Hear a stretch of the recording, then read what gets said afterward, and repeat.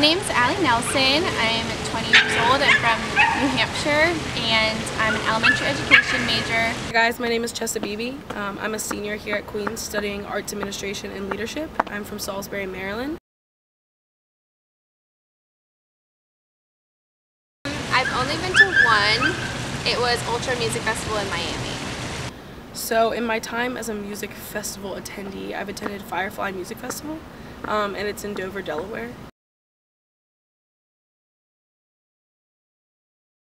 Well, Ultra is really big, so the feeling, I was really close to the front, so with an entire crowd behind me, and then occasionally I had gone up onto someone's shoulder, so like being above the entire crowd like that, you kind of feel on top of the world, and then the music itself is just kind of like almost mesmerizing, I would say. It's like EDM. So as a person in the audience, I started going to music festivals when I was 16, and I think it changes over time. The more people you meet, the music you're listening to. But as an audience member, I definitely felt on top of the world, kind of. Surrounded by a bunch of people, I felt really connected, and I felt like it didn't matter what I was doing, that I was accepted in that space. Yes. The two genres I would say it included were both hip-hop, EDM, and then pop. So Firefly Music Festival started as a festival that really was focused on alternative music, but over the years, of course, as it gains popularity and keeps rolling, a lot of new artists want to join and a lot of people want to hear different artists. So over the years, there's a lot of different genres that have come in, including hip-hop artists, rap artists, electronic music, which is my favorite. So yeah, lots of different genres. I think that adds to the festival experience in general.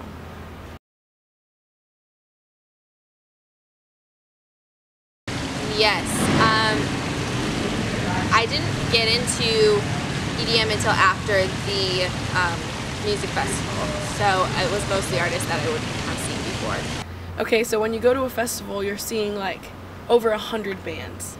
And the cool part about that is that you do see musicians and artists that you wouldn't normally go see, and sometimes you have no idea who they are. Sometimes they get up on stage and you finally learn how to say the artist's name. You know, you've been reading it and you're like, oh, that's how you say it.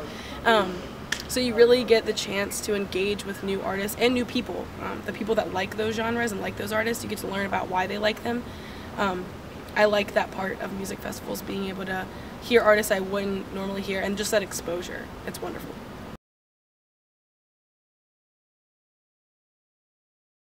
Yes, kind of. I mean, we follow each other on social media, and I've talked to a couple people here and there. So I've met a lot of people at music festivals, and I actually have kept in contact with a couple of them.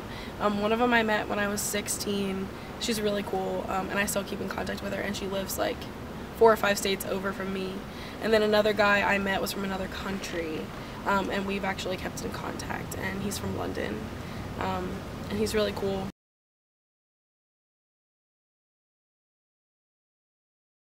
Concerts bring together a group of people who necessarily wouldn't interact otherwise, so it's just a common interest that all the people there have, so you meet all different types of people. So I think concerts have this magic around them that first starts off as a safe space and then starts off as a space that welcomes people. I think as a group, individuals need to feel safe first, and music sort of brings people together. They kind of feel like they have this thing in common. So no matter who you are or where you're from or what you celebrate, you feel welcome there. You feel that in that space. So I think it transcends boundaries, music and music festivals in general, by not only bringing together people who would never be in the same room, but making them engage. And they have something in common. I think today we like to look at people who have different beliefs than us and kind of shy away from them, and then all of a sudden we learn something about them that's similar to us and we want to talk to them about it. So I think it transcends boundaries by breaking boundaries and really letting people realize, hey, we have more in common than we thought we did.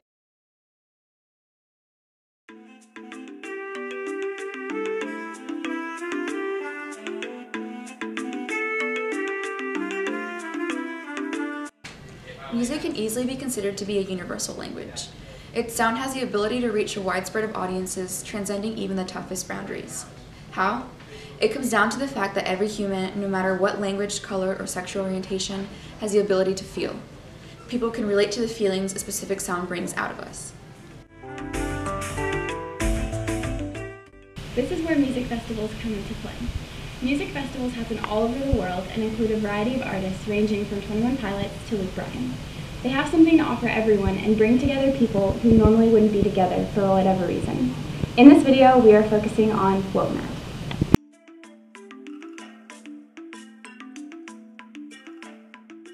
According to Festival magazine, the WOMAD, World of Music, Art and Dance Festival, was founded in 1980 by a number of influential figures in the music business, including Peter Gabriel.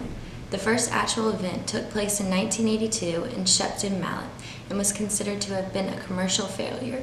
However, the idea was rescued by the band Genesis, who put on a special show, relaunching the event into the world-traveling festival you can visit today.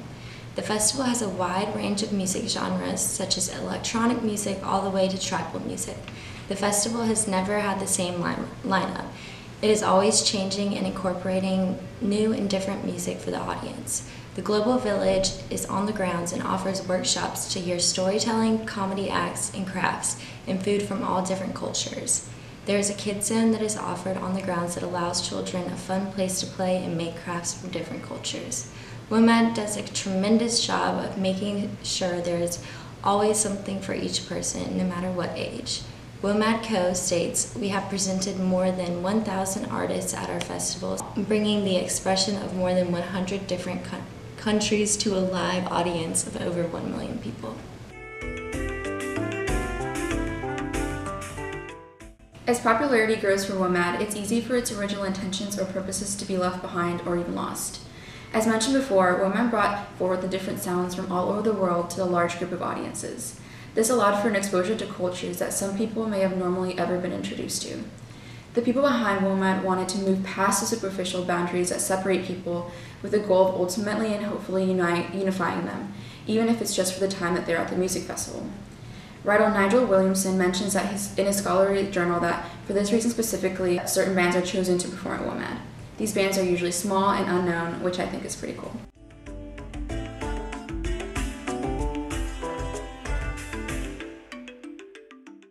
Through the fusion of different music styles and music from different cultures, WOMAD introduced many people to world music and a venue that brought them together. It was founded in 1980 by Peter Gabriel and others, with the first festival happening in 1982. WOMAD was remarkably different from other music festivals because it had a participatory nature at heart, allowing the attendees to engage in interviews, discussions, and other art-related activities. By combining a show of well-known artists with unknown ones, the festival drew customers in, but still introduced the audience to unique artists they would have not seen otherwise. The budget of WOMAD is unknown. However, according to Chris Wong's article, it cost much more than $190,000. Around 30,000 people attended the first festival, showing the profound impact it had on the world from the start. After WOMAD, people left newly educated on world music and freshly connected to individuals from other cultures.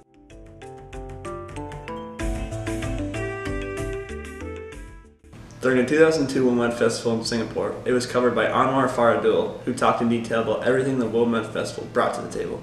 The WOMAD had gained massive amounts of followers over the years, even being in the Guinness Book of World Records for being the world's biggest international music festival. At the time of the festival in 2002, there had already been over 138 WOMAD festivals in over 21 different countries. The WOMAD Festival provided many types of educational opportunities for learning how to dance and sing, not just listening and watching the performers dance and sing. The fan interaction is what made this event so special.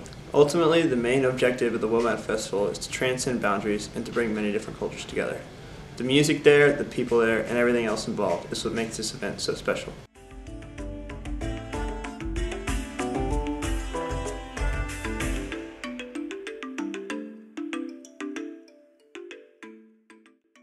And because you're having a good time, all that good energy just keeps going out and spreading across all these other people. So you have the chance to not only affect one person, but then that person affects another person, and you're just surrounded by good energy.